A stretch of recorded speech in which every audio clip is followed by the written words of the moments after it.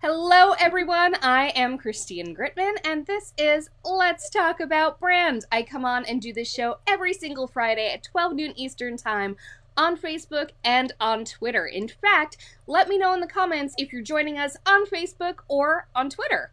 And also if you're joining us live or for the replay. I want to mention also that this is a companion show to my Tuesday Twitter chat about brand. The chat does not have a guest, but it is on the same topic as the show is every week. And this week's topic is building a brand with care. Of course, when we have a brand, we want to, shout it off the rooftops, hopefully, but not every opportunity is a good opportunity. Not every opportunity is the right opportunity for our brand. So we're going to be talking today about how to recognize that, how to assess what things are going to grow your brand in the right direction, at the right speed, in the right ways that are right for you. And I'm so excited that we're having a real life friend of mine on who I was actually a fan of before I met her. My friend Elizabeth Finkelstein is the founder of Circa, which is a website dedicated to the glory of old homes. It has become an incredible source of real estate listings for people searching for that very special old home. And that has actually led to a spin-off, Cheap Old Houses. And so we're going to talk to Elizabeth today about how she has built that brand, nurtured that community, and also, anything that has a really excited fan base is going to say, oh, you should do this, oh, you should do that. And so we're going to talk to her about how she assessed which ways she did and did not want to take her brand and how it has led to where she is today. So without any further ado, I'm going to bring Elizabeth on. Hey, Elizabeth. Hi. Hi. So you've actually been on my show before. The last time you were on my show, we were here tight in my attic. It was before I had the little circles.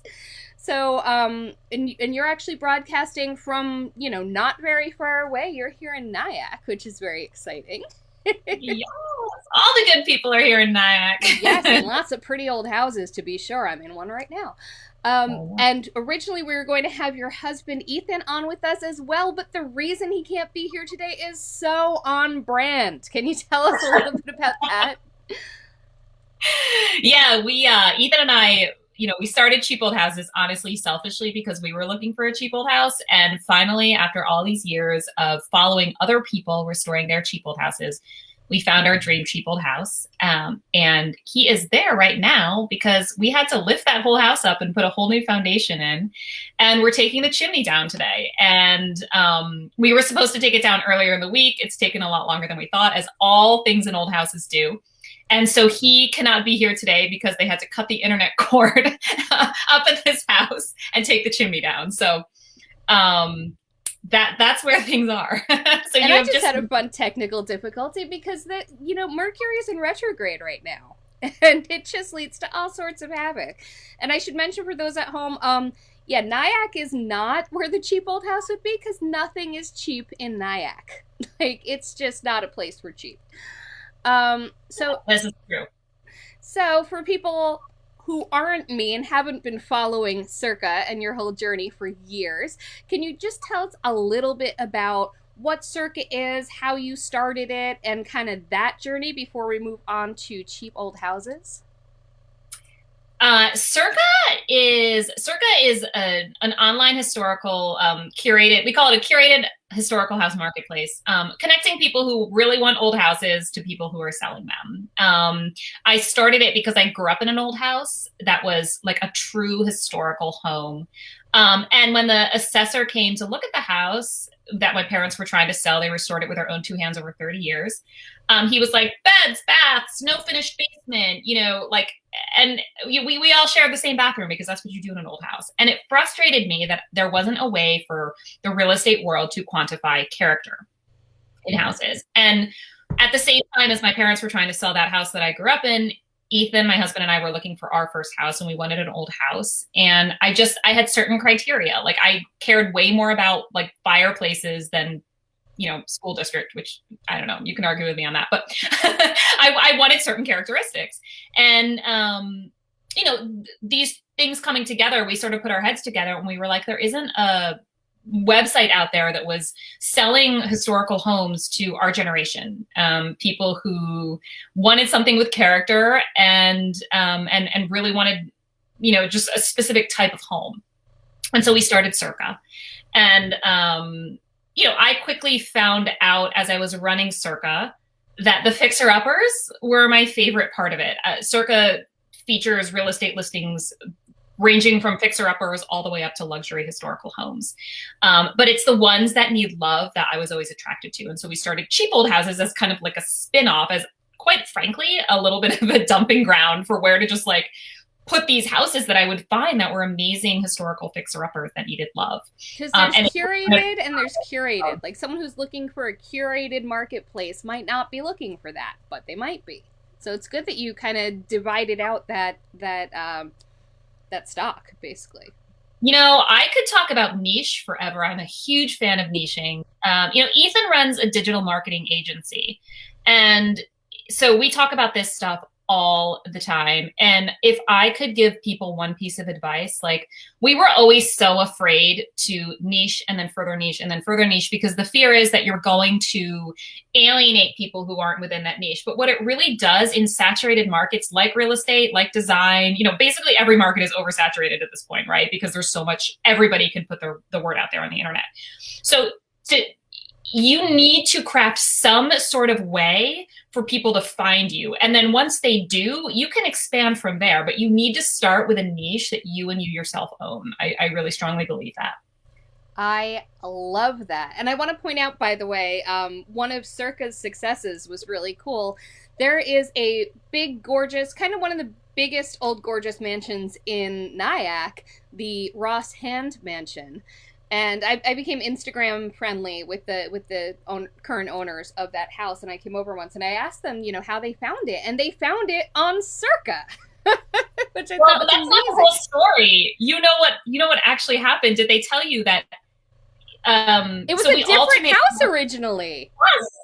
We alternate the houses that are in the homepage banner, and one of them had sent to the other one saying, go look at the homepage banner, that's the house I want to see. And by the time the other one went to look at it, I had changed the house that was in the homepage banner. So he called the agent for that house and set up a tour, and they had no idea where Nyack was. I think the other house that he was interested in was in Connecticut or something, but they went to see it and they fell in love with it. That's such a funny story. And they have been such good stewards of that house, too. That's always a really important thing when you see those stories come to life, which, is especially what Cheap Old Houses is about, too, right? Because there's a different type of story that happens when you see a grand old mansion that's, amazing fall into the hands of, antique dealers who know what to do with it. But then it's another thing entirely when you see kind of that sweat labor of like ripping something down to the studs. And so I'd love to hear just a little bit about the Cheap Old Houses brand and how it differs from Circa. I think the Cheap Old Houses brand is targeted more toward real DIYers, people who are very outside the box thinkers and in a sense want to save something. And just because we don't focus at all on like luxury homes. These are houses that need a ton of work. So our audience for Cheap Old Houses is highly creative. We have tons of blue check marks following us, like from artists and writers and poets and actors, people who don't need a $30,000 house in the middle of Indiana, but like love looking at this and dreaming and being able to like exercise their creative imaginations. This is, if I were to describe Cheap Old Houses audience in any way, it's just highly creative people that can see the potential in things that others can't. And it's just like an artistic way of looking at the world. Now, to your point, Cheap Old Houses, and also Circa before it, have attracted a lot of attention. They've attracted press, they've attracted all those blue check marks following you. So opportunities, one would imagine, have come your way over the years as a result of this. And as part of your community, I've seen people in the comments saying, oh, you guys should be on TV, which is about to happen, but years later, oh, you guys should do this, you guys should do that. So I'd love to hear from you a little bit about how you sort of parse that information and how you decide what is and isn't a direction in which you want to develop your brand, because you've been a very good steward of your brand and community. And so just hearing how you've managed that and some reasons why you have or haven't gone in certain directions over the years. Yeah, this comes pretty easy to me, because I'm like a highly idealistic person, and maybe sometimes I think I can be too much, but I always want to be authentic. This is not just, I didn't start Cheap Old Houses to make money on it. I never thought I'd make money on it. I started it as a thing to do that was fun and that I love. And so it really is like my heart and soul is what this is. I do feel like I was put on this earth to help preserve these homes. And everything that we do with our brand, like it has to feel good first and foremost. It has to be something that I feel like is ultimately good for the brand, because getting a quick buck is one thing, but your relevancy and your value system, like that will grow and age with your brand in a way that like doing something just because it's quick money and it might, for lack of a better term, like sell you out too short, I don't think is valuable. So I think having said that, you do have to make money. I mean, it can't be all just like, it can't be all value and no like take home for you. And so I would say like 5% of what I do is not exactly what I want to do for, if I had my choice, like, is it the perfect, like, authentic vision for what this is? No. But do I also realize that the more money I make for myself, the more I can sustain this and the more I can do more positive things with it? Like, I think there's definitely a trade-off. So it's always just sort of like weighing those two things for me. I think there's definitely something in that fact that you didn't start this as a business. I remember when I was first reading Circa, it was a little bit less of the real estate listings, and it was more of just kind of an online magazine. And it was, I mean, it had listings, but I feel like seeing it progress over the years, that also, even, it becoming a moneymaker has been done so carefully. And I'm sure that there were times when it was tempting to just kind of go all in and look at it from a business perspective. But the fact that you built it as a passion project first, I think you can feel that throughout.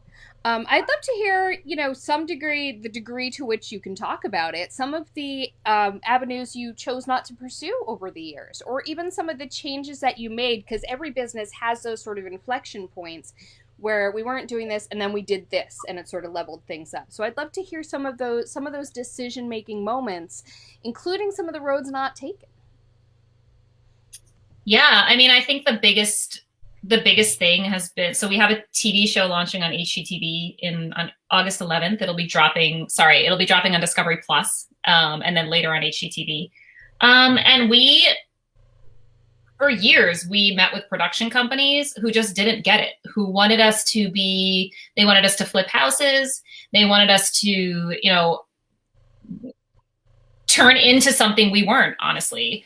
And I was like, I've never been a person that was like, oh, I'll be on TV just to be on TV. Like I will be on TV if it's really good for our brand. And so it took us a really long time to find a production company and a network that like would work with us and saw it and got it and just would represent us in the way we wanted to be represented. One thing I want to point out, by the way, is that there has been this craze just in, definitely picking up speed after Circa came into existence. But people suddenly are obsessed with the house flipping idea, and we're seeing some bad practices out there. Some of the stuff on TV, it's places you wouldn't want to live. You are not about flipping. I kind of get it, but I would love if you could explain kind of the difference between flipping a house and restoring a house. I don't know if I have the perfect definition for this, but in my mind, flipping means coming in, taking a house, gutting it just to modernize it. So things that have been there for 200 years, made it 200 years. And so you could come in and not even live with it. You gutted it, you put in brand new things that aren't going to age well with the house, and then you sold it. So you didn't even live there or learn what was best for the house or anything. You just did it so you could make money. That to me is like the worst version of flipping. What we promote and what most people, thank God, we found have been doing. There are over 100 people who we know that have bought houses that they saw in cheap old houses and literally upended their lives to go fix up these homes. And what these people are doing, which has always been what I hoped, is living in them, restoring them, employing local, contractors and people to help them, and contributing to the local economy and doing slow renovation, whereas they learn what the house needs. And, we just redid our kitchen, and we had lived in this house for 6 years before we did this kitchen. And we didn't have the money up front to like move into this house and just like redo our kitchen. And we waited until all the appliances just completely failed and we had no choice whatsoever but to redo the kitchen. And in retrospect, I am so glad that we waited 6 years, because I now know what this house needs, and I would have done it wrong had I done it when I first moved into the house, because I didn't live in this house. I didn't understand it. And when we first moved here, I was trying to make this house something it isn't. And I think that people always say like, listen to your house. And I didn't truly know what that meant until I lived here for a while. And then now I totally know what our house needs. So I think that's the difference, to go back, like between people who flip and people who are like truly restoring houses. That's not to say that you can't have a business where you restore homes and then don't live in them, but sell them. But there's quite a difference between, sort of a slow restoration and then selling off a home, and like a quick flip that's done in a few weeks. Yeah. Are you listening to the home, or are you listening to the market? I feel like is kind of one of the, I don't know. Am I listening to the home or to the market? Meaning the bad type of house flippers are looking at what people want to buy versus listening to what the home is going to do best with. Oh, exactly. Yeah, that's a good way to put it. Yeah.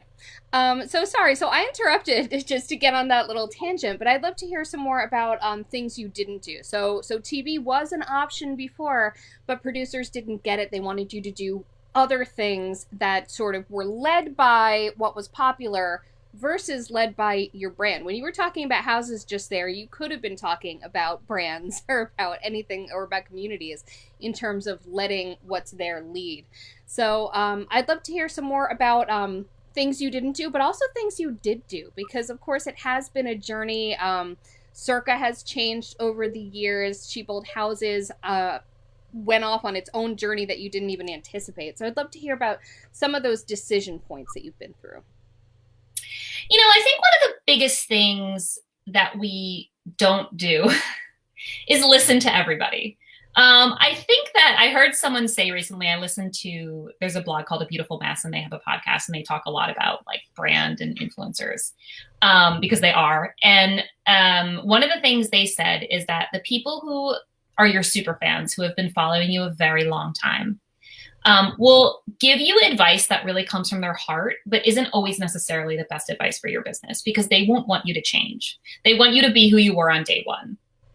And in a sense, that's the kind of advice that's really hard for me not to listen to, because there is a beauty and an authenticity in being the starving artist that you were on day one, right? But you don't want to be a starving artist forever. And you build a brand so that you can earn a living and make money, and then hopefully take the money that you make on that and put it toward good. So, there are people who don't want us to get too big, and don't want us to kind of branch out because they want to feel like they know about something that no one else knows about. And I think that I've never been afraid to grow or expand, because you have to for your business. That's, I guess, just something I deal with every single day, in terms of like taking people's feedback and knowing that it's coming from a good place, but being able to say like, I appreciate that. I understand why you're saying that, but that's not the best advice for me or my brand. Absolutely. One of the things that really has made Cheap Old Houses work so well as a natural brand extension of Circa is that the two really do share a lot of core values. It doesn't feel the same, but it feels like they're sisters. It feels like they kind of come from the same route. So can you tell us a little bit about what what they are and what they are not? Yes.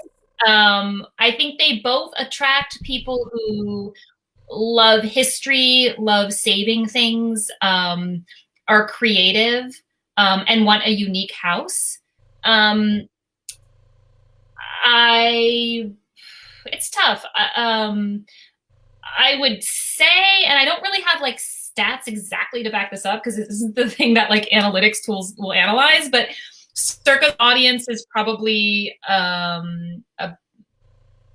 maybe less of like the DIY crowd so much and more of a sort of high design trend sort of type of audience. It's a little, honestly, it's a little hard for me to define this because there's so much crossover and a lot of people who Yeah. follow Circa. And it's a different brand of kind of house porn. But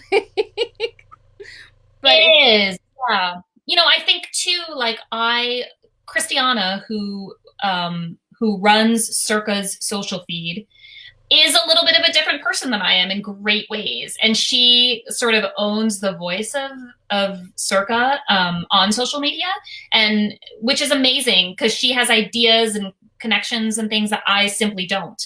And sort of vice versa. And so I think that she has been able to kind of like put her voice on that. And it's kind of taken on its like Christiana-ness, which I love. Because another thing that anybody who owns their own brand should know is that giving up control of things in your brand may seem scary, but it's so beneficial in the end because then you get collaboration and you get people who see things a little different and are able to put spins on things that you can't, and it rounds out your brand in such an amazing nice way. I'd love to hear a little bit about the journey of cheap old houses from being kind of a sub account to blowing up on its own. I'd love to hear in as much detail as you're willing to share, sort of all those little moments along that journey, and when you realized that cheap old houses was first of all that it needed to come into existence, but then when you realized, oh, this is a thing. Yeah, I started Cheap Old Houses because I was writing a column on Circa called 10 under 50K, and I would write it every month, and I would just find houses for sale under $50,000 that were really cool and had potential and were just really great fixer-uppers. And it was the most popular thing on Circa. It went viral every month, and people were always excited when I wrote it, and I loved writing it. And then people started sending me houses, and then I just got really into, like, I'm a big like rabbit hole person, and I would just go down rabbit holes and just find all these houses. And I just basically started Cheap Old Houses because I was like, I just need a place to dump these houses and let people see them. And I literally named it the most literal thing I could think of because I wanted people to know what they were getting. And it very quickly surpassed Circa's own follower count and just went. It was one of those things that I didn't ever have to try with going viral. I'm cautionary in saying that because I know it probably sounds, when you're starting your own business, it's annoying when someone's like, I never had to try. But believe me, I started like 50 blogs before this and I went through all the trial and error, and nothing is an overnight success. Like, this came out of a ton of other things I was doing. I knew my audience, I knew myself, and I knew my voice enough to be able to just throw it out there. And I did it because it was fun. And I think you should never underestimate the thing in your business that you're doing just because it's fun, even if you don't see the dollar sign at the end of the day. Because if it's really fun for you, it's going to be super fun for everyone else too. Because that's just what people are attracted to. And so I put it out there, and it just quickly took on a life of its own. And it just, like I said, I've never had to try. The other influencers started mentioning it.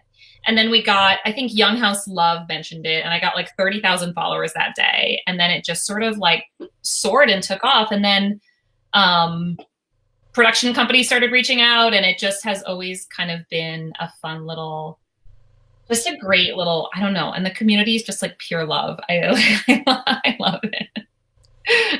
Now, you've also introduced a members only component to the Circa community. Can I hear a little bit more about that? How you decided to do it and how you decided to craft it in a way that felt right? Yeah. So Circa and Cheap Old Houses have two different business structures. So Circa is a real estate listings website. So real estate agents pay us a flat fee to list it on the site. We don't take commissions. We're not real estate agents or anything like that. That's how Circa makes money. And that is how Circa has made money from the beginning. Cheap Old Houses was not, we had no monetization platform. It was an Instagram feed.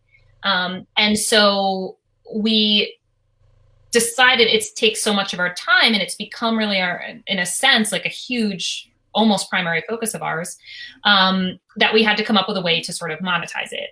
And we came up with subscription newsletter services, whereas you can get extra cheap old houses abroad, or cheap old farmhouses, or sort of like within specific categories that aren't featured on the feed. And it's been amazing.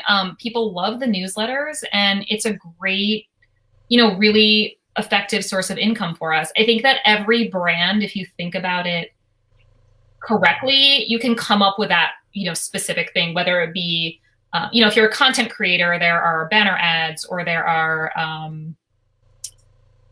online sponsorships for brands, or subscription newsletters, like whatever there are so many different ways that you can think of, and so many different, I think it's an interesting time to be a content creator, because there are so many other content creators out there, and you can see what other people are doing and really kind of work with it. This made very natural sense for us, because there are so many houses that we find that don't specifically fit on cheap old houses. Like they're either overseas, or they're like just a hair above the asking price, or they're specifically on acreage and people are specifically looking for that. So it made a lot of sense for us to think about how to kind of categorize those things and then parse them out into separate newsletters.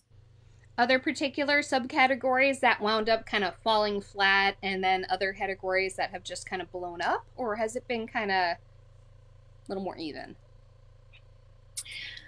No, people, I think, like all of them for different reasons, but they all like fill a pain point, right? Like I'm cautious of just offering too much, because then I think people get overwhelmed. I like simplicity, and even the 4 letters newsletters we do now, I'm like, oh, I feel like that's too much. But we do Cheap Old Houses Abroad, which people love. It's very dreamy, and then we have a farmhouse issue, and then we have ultra cheap old houses, which is like houses for sale under 25 grand. And then we do cheap-ish old houses, which are all those old houses I find that are still amazing fixer-uppers, but they're in like Oregon, where you're just never going to find a house for under $100,000. And I want a place for people who are looking for houses there that are relatively cheap to be able to look. So again, this goes back to like niche. I just believe it so deeply. It's worked for us across the board in everything we've ever done. That is perfection. And it looks like the niches have very much bubbled up naturally just by listening to your community and seeing what they're interested in and being part of the community yourself. Well, I think this is the challenge. A lot of people want to be content creators right now. Like, it's very sexy. You can be an influencer, you can be all these things, and it's. I'm by no means going to presume it's as easy as it looks, because it's a ton of work and we think about it 24/7. But I get so sad when I see people start and then do it for a month and then feel like they're not gaining traction and then stop. And because there is no way that you could ever judge anything based on a month. I mean, it's taken me years to really know my audience and to be able to give them what I know exactly they're going to respond to. And now even like small things, like I'll post a picture of a linoleum rug and people are like, oh my gosh, Elizabeth, this is so you. Like, they know me that well that they can like find very nuanced things in old houses that they know I'm going to respond to, and I know they're going to respond to. I love that. So final question. Oh, by the way, I also want to share, I love what Wholesome Media is saying. They said, love how authentic her audience is. So many people start following something because everyone's doing it, but Cheap Old Houses and Circa have people that are genuinely interested and enthusiastic about the brand. Amen. That makes me so happy. That's honestly just always been my hope. And I think the best ideas always just come like totally from your heart. And this just really does. So thank you. So final question. Are there any things that either people have suggested to you or even approached you with for your brand that were so out there that you were just a very easy, absolutely freaking not? That's a great question. I don't know if I can answer that. I don't know. I mean, again, like I said, there's a lot of bad TV show ideas. That was, where they wanted us to flip houses or do something in 3 weeks so it could get on the show. And that's just, there's a lot of people who do that and do that well and have shows doing that. And that's not what we are. Have and people we just asked you to do stuff that has nothing to do with houses or a love of the old things? I've gotten like solicitations from like vinyl window companies to like promote them. And I'm like, You're like, have you read me? No. I'm like, I can do it, but I don't think you want to see the comments in the post I'm going to get. Like, they're not going to be positive. But that's I think just a bad PR person sending a press release to the wrong person. Mm-hmm. I don't know. One of the really fun things, and I think you probably agree with this too, Christine, is like when you own your own brand, like the sky's the limit, and you can partner with anybody. You don't have to run it by your board or or anybody. You just get to say, yes, I'm going to do it. And that's really, really empowering and really, really fun. So really our limitations are just us and our time. We are two working parents, and this is not the only business we own. So because I'm married to like a major project person, and he just wants to start a new business every day, which is so amazing. But I think that like we would honestly be doing more if we could, and are just honestly limited by the amount of hours we have in the day and just our capacity for like running sustainable businesses and families.